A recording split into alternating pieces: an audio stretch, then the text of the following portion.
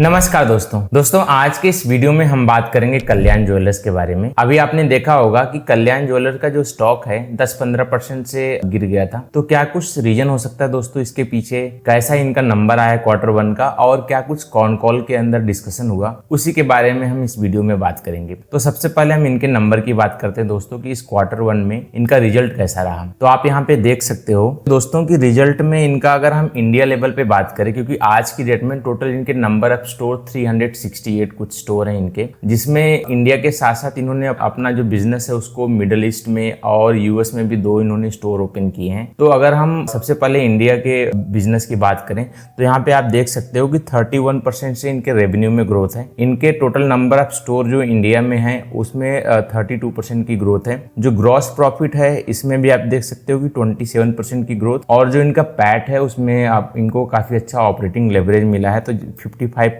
की ग्रोथ है यहाँ पे भी। अगर हम बात करें इनका जो है कि स्प्लिट करके इन्होंने बताया है कि ये साउथ में और बाकी के इंडिया के पार्ट में इनका बिजनेस कैसा कर रहा है। अगर हम रेवेन्यू वाइज देखें तो 30% की ग्रोथ है साउथ से, और नॉन साउथ में देखें तो 33% की ग्रोथ है यहाँ पे। हालांकि एसएसजी जो है सेम स्टोर सेल्स ग्रोथ का जो नंबर है वो 20% से साउथ में ग्रो किया है, तो वहाँ पे फुटफॉल ज्यादा मिला है, ज्यादा वहाँ पे ज्वेलरी परचेज हुई है एक स्टोर से, और नॉन साउथ से 16% का है। और अगर हम बात करें तो टोटल जो सेल्स हुई है, टोटल जो रेवेन्यू आया है इनका, उसका 30.3% जो है स्टडेड ज्वेलरी है। जो ये कैंडियर का बिजनेस है, जो इनका ये लाइट वेट ज्वेलरी है, उसकी बात कर रहे हैं यहाँ पे। अगर हम बात करें गोल्ड के रेवेन्यू की टोटल तो 32% का ग्रोथ है। स्टडेड रेवेन्यू की बात करें यहाँ पे तो 30% का यहाँ पे ईयर ऑन ईयर बेसिस पे ग्रोथ है। अब बात करते हैं मिडिल ईस्ट में जो इनका इन बिजनेसेस हैं। टोटल नंबर ऑफ स्टोर वहाँ पे 36 हैं। अभी इन्होंने Q1 में कोई स्टोर ओपन नहीं किया। इनका पूरा जो लास्ट ईयर तक का टोटल नंबर ऑफ स्टोर थे वो 36 थे। तो यहाँ पे अगर हम रेवेन्यू वाइज बात करें दोस्तों तो 27% का ग्रोथ है यहाँ पे, और इनका जो ग्रॉस प्रॉफिट है उसमें 21% की ग्रोथ है, और इनका जो पैट है वहाँ पे 18% की ग्रोथ है। अगर हम कंसोलिडेटेड लेवल पे बात करें, यानी कि जो पूरा यहाँ पे इंक्लूडिंग यूएस, इंडिया और मिडिल ईस्ट के टोटल जो बिजनेस है उसमें हम ओवरऑल अगर परफॉर्मेंस की बात करें तो यहाँ पे आप देख सकते हो कि 31% से इनका जो है कि रेवेन्यू में ग्रोथ है। ग्रॉस प्रॉफिट 28% से ग्रो किया है। इनका जो पैट है ओवरऑल पैट में देखेंगे तो 49% की ग्रोथ है। इनका एबिडा जो है कि उसमें 38% की ग्रोथ है। हिस्टोरिकल परफॉर्मेंस आप इनका देख सकते हो कि कैसे ये FY21 से लेके अभी तक इनका रेवेन्यू में किस तरीके से ग्रोथ हमें देखने को मिली है। इनका एबिडा मार्जिन और एबिडा का जो नंबर है उसमें भी आप देख सकते हो कि कैसा इनका जो है कि नंबर रहा है। अब इनका पैट का भी मार्जिन आप देख सकते हो कि आज की डेट में 3% का इनका पैट का मार्जिन, क्योंकि अभी भी अपने बिजनेस को बढ़ा रहे हैं, कुछ नए स्टोर्स होते हैं, कुछ एक्सपेंसेस आते हैं, तो उस हिसाब से पैट का नंबर ऊपर नीचे होता रहता है। लेकिन 3% का पैट मार्जिन होना भी अच्छी बात है। हालांकि इनका फ्यूचर का गाइडेंस है कि हम इसको आने वाले टाइम में 4.5% 5% तक जा सकता है। इनका ROC यानी रिटर्न ऑन कैपिटल एम्प्लॉयड और ROE यानी रिटर्न ऑन इक्विटी का भी नंबर यहाँ पे इन्होंने परसेंटेज वाइज बताया है कि किस तरीके से ये 17 और 12% से लेके आज की डेट में 21 और 17% है। इन्होंने अपने बैलेंस शीट को भी स्ट्रेंथन करने की बात करी है कि हम अपने डेट को कंटिन्यूसली जो है कि कम कर रहे हैं, और आप देख सकते हो एक विथ GML है, यानी जो ये गोल्ड मेटल लोन होता है इनके ऊपर, और ये जो एक तरीके से ये जो डेट टू इक्विटी का लोन है इसका भी इन्होंने यहाँ पे चार्ट में शो किया है कि आज की डेट में जो डेट टू इक्विटी है विदाउट GML, वो एक तरीके से आज की डेट में उसमें कोई लोन नहीं इनका। ये जो गोल्ड मेटल लोन वाला है वही लोन इनके पास आज की डेट में है यहाँ पे। अभी इनका जो ROE का नंबर है, ROC का नंबर है, उसका इन्होंने सेपरेटली यहाँ पे शो किया हुआ है। और मेन इंपॉर्टेंट यहाँ पे इनका एक मैट्रिक्स देख सकते हो कि इन्वेंट्री टर्न इनका कैसा है। इन्वेंट्री टर्न का मतलब होता है कि एक साल के अंदर ये कितनी बार अपनी इन्वेंट्री को रिप्लेस कर रहे हैं, यानी जितनी बार ये रिप्लेस करेंगे इसका मतलब है कि उतनी बार ये अपने ज्वेलरी को ज्यादा से ज्यादा ये जो है कि सेल कर पा रहे हैं। तो यहाँ पे आप देख सकते हो कि FY24 से इन्होंने नंबर यहाँ पे शो किया है कि FY24 में ये नंबर 2.4 था, 2.5 कंसोलिडेटेड और इंडिया लेवल पे इन्होंने दिखाया है, और आज की डेट में हम बात करें तो 3 और 3.2 है, यानी कि एक साल के अंदर 3 टाइम्स और 3.2 टाइम्स अपने ये इन्वेंट्री को रिप्लेस करते हैं। तो ये था दोस्तों इनका नंबर कैसा कुछ रहा। नंबर तो ओवरऑल अच्छा ही है, जैसे कि आप देख सकते हो कि गोल्ड का प्राइस कितना इंक्रीज हुआ है पिछले कुछ महीनों से, उसके बावजूद भी 31% से ग्रो कर पाना, और क्योंकि क्वार्टर 1 में इतना कुछ फेस्टिवल होता नहीं है तो यहाँ पे भी जो है कि नंबर 31% का आना अपने आप में अच्छी बात है। बाकी इनका जो कैंडियर वाला स्टोर है उसमें भी आज की डेट में कुछ 70 शोरूम है। इस फाइनेंशियल ईयर के एंड होते होते ये कुछ 80 और भी स्टोर ओपन कर देंगे। तो उस बिजनेस को भी इन्होंने बोला है कि इस फाइनेंशियल ईयर के एंड होते होते हम इसको भी प्रॉफिटेबल बना देंगे। अब इन्होंने एक नए बिजनेस में एंट्री ली है। इस बिजनेस का मेन ऑब्जेक्टिव है कि ऐसे कस्टमर्स को टारगेट करना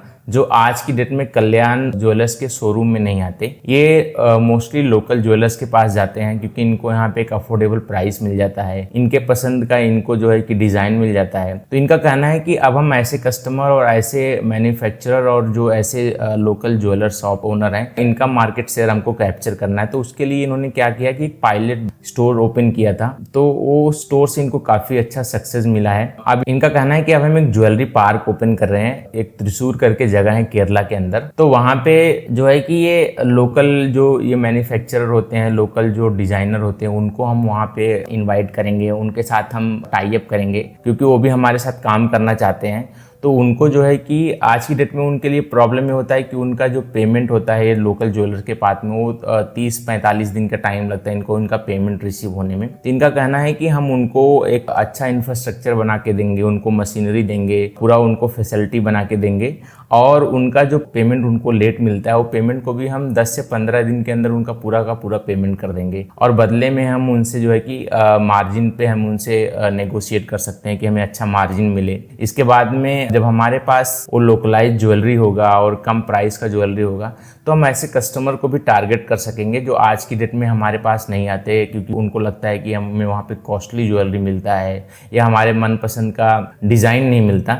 तो ऐसे कस्टमर्स को भी हम टारगेट कर लेंगे। तो इनका कहना है कि अभी हम वहाँ पे एक स्टेट में हम मैक्सिमम 5 ब्रांचेज ओपन करेंगे, 5 स्टोर्स ओपन करेंगे, और वो सारे के सारे स्टोर्स जो हैं एक स्टेट में होंगे, यानी केरला में होंगे। और अगर हमें वहाँ पे एक अच्छी सक्सेस मिलती है, हमें अच्छा बिजनेस हमें मिलता है, तो उस बिजनेस को हम फोको बेस्ड मॉडल पे पूरे पैन इंडिया लेवल पे हम इसको ग्रो करेंगे। जैसे इन्होंने अपना आज की डेट में कल्याण ज्वेलर्स का शोरूम को ग्रो किया है, इसके बाद में कैंडियर को जिस लेवल पे ये ग्रो कर रहे हैं, उसी तरीके से अपने ये नए बिजनेस को भी ग्रो करेंगे। इन्होंने बोला है कि हमारा कुछ 300 करोड़ का इन्वेस्टमेंट है इस बिजनेस के पीछे, जिसमें मोस्टली इन्वेस्टमेंट हमारा जो इन्वेंट्री है उसके पीछे और जो वर्किंग कैपिटल है, जो इन लोग को पेमेंट देना है, नए शोरूम में जो इंफ्रास्ट्रक्चर वगैरह बनाना है, उसमें हमारा जाएगा। तो हमें जब हमारे 5 शोरूम से हमें सक्सेस मिल जाएगी तो हमारे पास एक ऐसा भी बिजनेस होगा जिससे हम उन पर्टिकुलर कस्टमर्स को भी टारगेट कर सकेंगे जो आज की डेट में लोकल ज्वेलर्स के पास जाते हैं। और ये नंबर बहुत ज़्यादा है क्योंकि आज की डेट में देखेंगे तो जो अनऑर्गेनाइज प्लेयर हैं वो कंपेयर टू टाइटन और कल्याण ज्वेलर है, जितने भी ऑर्गेनाइज प्लेयर हैं इनसे कहीं ज़्यादा है। तो इनका कहना है कि हम धीरे धीरे करके उस मार्केट को भी कैप्चर कर लेंगे। यानी हमारे पास कल्याण ज्वेलर्स का जो शोरूम है जहाँ पे एक प्रीमियम कैटेगरी के कस्टमर आते हैं, इसके बाद में हमारे पास एक लाइट वेट ज्वेलरी है जहाँ पे फैशन ज्वेलरी का प्रोडक्ट परचेज करना है, उसके लिए हमारे पास कैंडियर है। इसके बाद में हमारे पास जो कस्टमर आज की डेट में कल्याण ज्वेलर्स में नहीं आते हैं और लोकल ज्वेलर्स के पास जाते हैं, तो हम ऐसे कस्टमर्स को भी हम अट्रैक्ट कर सकेंगे जो हमारे पास जो प्रोडक्ट सेगमेंट होगा। तो सब कुछ अच्छा है दोस्तों, बहुत ही बढ़िया लगता है कल्याण का जो बिजनेस जिस लेवल से ग्रो कर रहा है। आने वाले टाइम में देखते हैं कि किस तरीके से इनका जो तीसरा सेगमेंट है, जो बिजनेस नया स्टार्ट कर रही है, ये कैसे इवॉल्व करता है आने वाले टाइम में। और इनका जो मिडल ईस्ट का बिजनेस है और जो यूएस में इन्होंने कुछ अपने स्टोर्स ओपन किए हैं, उससे क्या कंट्रीब्यूशन वगैरह होता है इनके बिजनेस को लेके। आप क्योंकि क्वार्टर 2 में काफ़ी फेस्टिवल्स जैसे कि रक्षाबंधन था यहाँ पे, इसके बाद में आपका जो है कि क्वार्टर 2 के एंड होते होते नवरात्रि भी स्टार्ट हो जाएगा, और क्वार्टर 3 और 4 में भी वेडिंग सीजन, दीपावली वगैरह का फेस्टिवल आता है, करवा चौथ आता है, तो काफ़ी ज़्यादा सेल वहाँ पे होती है। तो आने वाले क्वार्टर्स में तो नंबर और भी अच्छे आएंगे। जब कैंडियर का बिजनेस भी प्रॉफिटेबल हो जाएगा तो वहाँ से भी एक अच्छा खासा रेवेन्यू आएगा इनके जो है कि बिजनेस में। तो सब कुछ अच्छा दिखता है। अगर हम बात करें जो स्टॉक में गिरावट आई है, तो ऐसा कुछ रीजन नहीं दिखता दोस्तों कि बिजनेस में कोई प्रॉब्लम है। बिजनेस बहुत ही अच्छा कर रहा है। इतना कॉस्टली गोल्ड होने के बावजूद भी 31% से ग्रो कर पाना, इतने हाई बेस के ऊपर, वो भी बड़ी बात है। तो देखते हैं आने वाले टाइम में कैसा कुछ इनका नंबर आता है, कैसा कुछ अपने कंपटीशन, जैसे आज की डेट में आप देखेंगे तो सेनको का भी नंबर काफ़ी अच्छा आ रहा है। इसके बाद में पीएन गडगिल स्टिल भी आज की डेट में अपने बिजनेस को पैन इंडिया लेवल पे लेके जाना चाहता है। तो अगर हम कंपटीशन की बात करें तो कंपटीशन में कैसे कल्याण ज्वेलर इन सबसे आगे निकलता है, उस हिसाब से इनके स्टॉक में जो है कि हमें ग्रोथ देखने को मिलेगा या डिक्लाइन देखने को मिलेगा। तो आप ट्रैक करते रहिए नेक्स्ट क्वार्टर में कैसा कुछ नंबर आता है, क्या कुछ मैनेजमेंट का गाइडेंस रहता है, नए बिजनेस में क्या कुछ ग्रोथ हमें देखने को मिल रही है, उससे हमें ज़्यादा क्लियरिटी मिलेगी। तो उम्मीद करता हूँ दोस्तों वीडियो पसंद आया होगा। अगर आपको वीडियो पसंद आता है तो इसे प्लीज़ लाइक और शेयर जरूर करें और मेरे चैनल को भी सब्सक्राइब करें।